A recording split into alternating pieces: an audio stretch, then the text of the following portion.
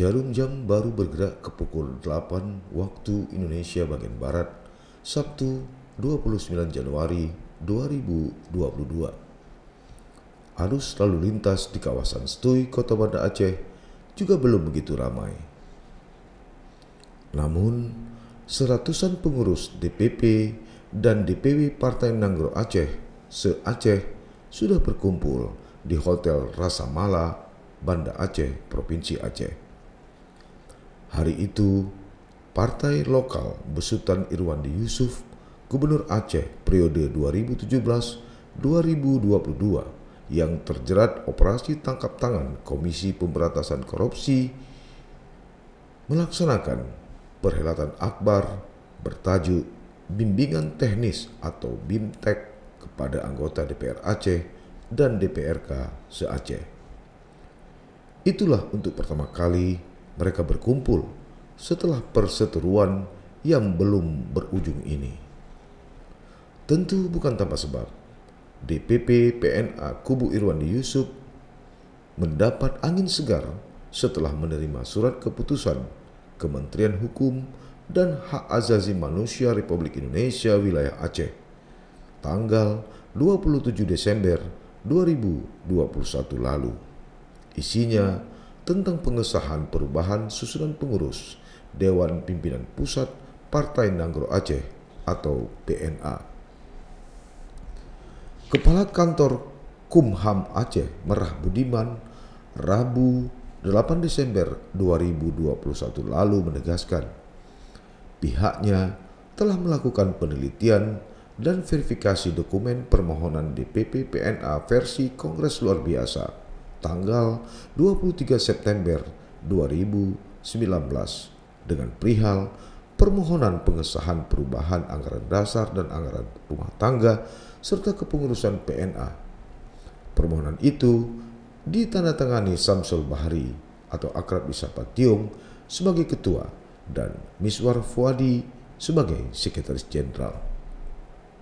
Hasil verifikasi dokumen disimpulkan tidak dapat disahkan hasil KLB karena tidak sesuai anggaran dasar dan anggaran rumah tangga PNA yang telah disahkan sebelumnya sesuai dengan SK Kanwil Kumham Aceh tahun 2017 lalu. Isinya tentang pengesahan perubahan ADART, nama, lambang, dan kepengurusan Partai Nasional Aceh menjadi Partai Nanggro Aceh.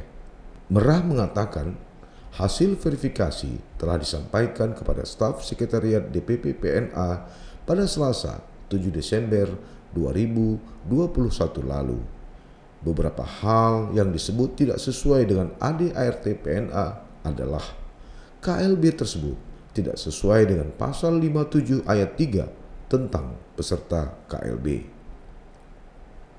Selanjutnya, komposisi pengurus pun berganti. Ketua Harian DPP PNA misalnya dipegang Teguh Haji Sa'ya, sementara jabatan Sekretaris Jenderal masih di tangan Miswar Fuadi. Bergerak cepat, Rabu 26 Januari 2022, Sekjen DPP PNA Miswar Fuadi beserta jajaran menggelar temu pers di kantor DPP PNA versi Irwandi Yusuf di Jalan Teguh Iskandar, Gampung Lambu, Kecamatan Ulekaring, Kota Banda Aceh. Ketika itu ditegaskan tidak ada lagi dualisme kepemimpinan di tubuh PNA setelah terbitnya surat Kanwil Kumham Aceh. Selain itu, Miswar juga memberi sinyal akan ada keputusan pergantian antar waktu atau PAW anggota DPR Aceh. Tentu bila tidak patuh dan tunduk di bawah kepemimpinan Irwandi Yusuf. Mendengar dan mendapat kabar tersebut, kubu Tiong bagai tersengat arus listrik. Mereka pun sontak mengibarkan bendera perang dengan kubu Irwandi. Persoalan semakin runcing ketika DPP PNA kubu Irwandi melaksanakan BIMTEK. Kubu Tiong menduga BIMTEK tersebut hanya akal-akalan saja untuk melegalkan proses PAW yang digadang-gadangkan Miswar beserta teman-temannya. Memang sempat berhembus kabar April 2022 mendatang, ada 3 dari 6 anggota DPR Aceh dari Partai Nanggro Aceh yang bakal diusulkan untuk diganti. Mereka adalah Samsul Bahri alias Tiung, Safrizal alias Gamgam, dan Rizal Fahlevi Kirani. Ketiganya dinilai sudah sangat jauh berseberangan dengan Irwandi Yusuf.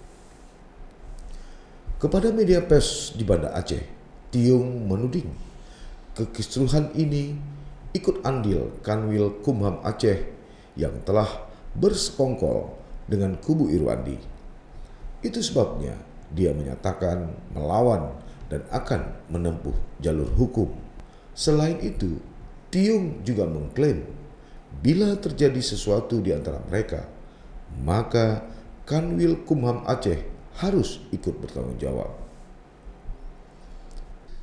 Setelah itu, Majelis Tinggi Partai merekomendasikan memerintahkan Dewan Pimpinan Pusat untuk melakukan KLB, membuat kongres luar biasa. Ini perintah Majelis Tinggi Partai.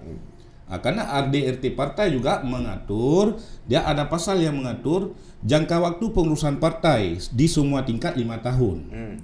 Dia 5 tahun. Itu di anggaran dasar partai. Dalam hal jangka waktu pengurusan sebagaimana diatur pada ayat 1 dan dan tidak dapat dilaksanakan, tidak dapat difungsikan partai. Misalnya Pak Irwandi, Ketua Umum, dia kan tidak bisa menjalankan fungsi partai sepenuhnya karena dia kesandung asuh hukum. Maka pelaksana tugas partai ditunjuk oleh Majelis Tinggi Partai. Di situ punya wewenang Majelis Tinggi Partai. Ketika itu siapa yang ditunjuk? Yang ditunjuk pelaksana tugas saya sebagai ketua, Miswar Puadi sebagai sekjen. Jadi begitu, berarti Miswar Puadi ex officio ya, dia juga majelis tinggi, dia juga sebagai ex officio karena sekjen partai, menjadi anggota majelis tinggi partai. Lalu di dalam forum itu dia ada 5 majelis tinggi partai. Sementara ADRT partai mengatur dia majelis tinggi partai dalam mengambil keputusan musyawarah dan mufakat. Bila tidak ada kesepakatan, maka yang berlaku adalah voting. Itu diatur khusus di anggaran dasar, kalau tidak salah di anggaran rumah tangga partai diatur. Lalu terjadilah KLB. Setelah KLB ini atas perintah Majelis Tinggi Partai sesuai dengan anggaran dasar partai. Itu sudah sah. Dan Miswar ada di dalamnya. Miswar ada di dalam, bahkan dia panitia KLB. Dan hasil tracking di media yang kami lihat bahwa Miswar juga mengatakan bahwa KLB ini sah. KLB sah, memang sah. Kenapa KLB sah? Dia ada aturan di ADRT yang mengatur tentang korumnya KLB, pesertanya KLB. Sementara pesertanya KLB dia memenuhi korum yang ditentukan peraturan perundang-undangan dan undang-undang partai politik itu sendiri. Lalu Pak Tio mengangkat Miswar kembali sebagai sekjen. Setelah saya terpilih aklamasi di KLB, maka di situ tugas saya adalah membaca tim formatur. Tim formatur lah yang menyusun pengurus DPP. Sementara di KLB sendiri, sebelum terpilihnya ketua umum, dia ada dimisioner. Ketika dimisioner, dia tidak ada lagi pengurus. Yang ada waktu itu adalah pimpinan sidang. Dari pimpinan sidang, dia mengembalikan kepada forum, kepada floor, kepada peserta untuk memilih ketua. Memilih ketua umum. Secara kebetulan seluruh peserta memilih saya ketua umum. Nah, lalu Pak Tio mengangkat Miswar kembali sebagai sekjen. Yang mengangkat Miswar sekjen adalah tim formatur. Tim formatur. Saya membaca berapa orang tim formatur. Tim formatur lebih kurang ada 7 orang. Singkat cerita, sekarang Miswar menjadi lagi sekjennya kepengurusan Irwandi Yusuf. Itu saya nggak tahu. Gimana itu? Karena kalau setelah kongres, ketua umum sudah dipilih lain. Betul.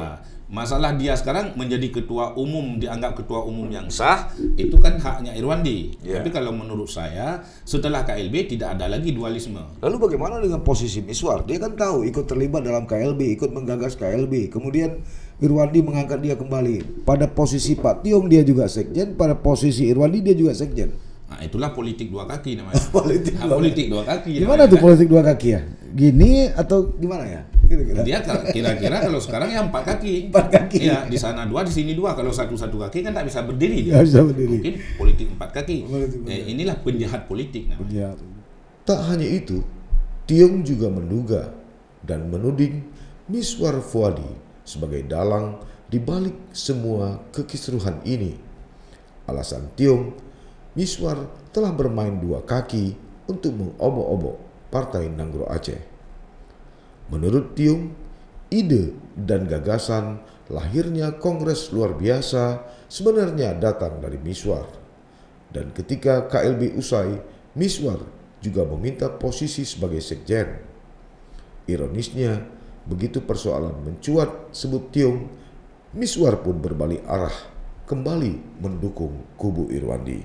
Dia juga menduga semua itu dilakukan Miswar hanya untuk memuluskan langkahnya menuju kursi anggota DPR Aceh menggantikan Safrizal alias Gam-Gam. Sebab saat Pileg 2019 lalu, Miswar kalah suara dengan Gam-Gam. Sayangnya, Miswar tak pernah merespon konfirmasi yang dilakukan modus Aceh.co. Terkesan memang ada yang disembunyikan. Entah itu sebabnya saat pendukung Tiong mensantroni dan membubarkan acara BIMTEK di Hotel Rasa Malam Banda Aceh, salah satu sosok yang dicari adalah Miswar. Namun, entah karena feeling akan terjadi kisruh atau ada info yang bocor, Miswar justru tak muncul di lokasi. Disebut-sebut dia memang sempat kabur. Lantas, bagaimana sebenarnya anatomi kekuatan pendukung Tiong versus loyalis Irwandi, terlepas dari adanya SK Kanwil Kumham Aceh tadi? Data yang diperoleh modus Aceh.co mengungkap, mayoritas pendukung Tiong berasal dari kombatan dan pejuang sipil Gerakan Aceh Merdeka dari seluruh Aceh, mulai dari Panglima Sago hingga Panglima Wilayah yang kemudian memilih jalan untuk tidak satu barisan dengan Partai Aceh. Sementara di kubu loyalis Irwandi, mayoritas hanya mantan aktivis dan tidak memiliki irisan langsung dengan kombatan GAM. Contoh paling nyata adalah Miswar Fuadi dan Tengku Sa'ya. Karena itu, tidak mustahil jika pendukung Tiong lebih berani dan nekat. Apalagi Tiong sendiri sebagai salah satu pendiri Partai Nanggro Aceh dan ketua tim pemenangan Irwandi Yusuf Nova Iriansah pada Pilkada Gubernur Aceh tahun 2017 lalu. Pertanyaannya kemudian adalah, sampai kapan konflik internal ini akan berakhir? Entahlah, hanya mereka yang tahu.